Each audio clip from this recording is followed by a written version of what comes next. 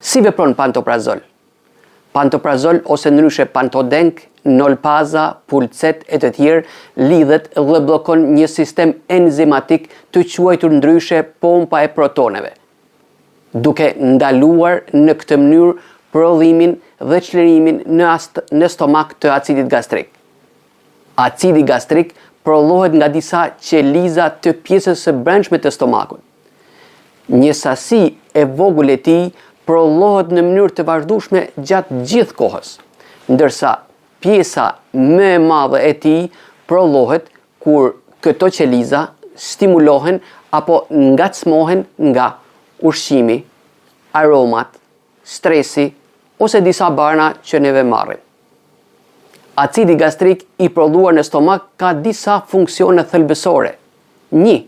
Tretja e proteinave që marrim si ushqime.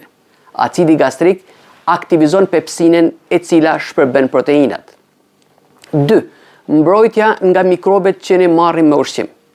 Duke bërë një ambient shumë acid në stomak, gjatë tretjes së ushqimit, ky acid i shkatëron këto baktere duke na mbrojtur. 3. Ndihmon për thithjen e disa vitaminave dhe lëndëve ushqyese, si hekuri, kalciumi, vitamina B12.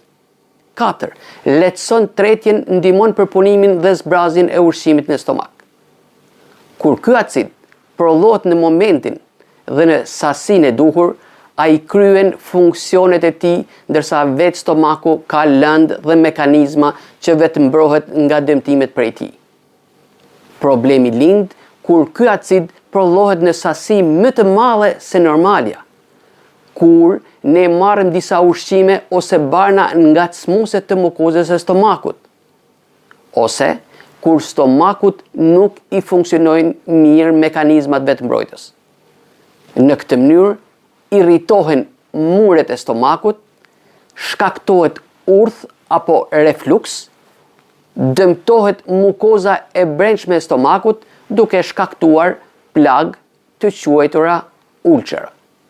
Në këto kushte bëhet e nevojshme vizita dhe përdorimi i barnave qetësuese dhe kuruese të stomakut si pantoprazol ose i quajtur ndryshe pantodenk, nolpaza, pulcet, protek e të tjerë, i cili apo më mirë të themi ndalon prodhimin e këtij acidi.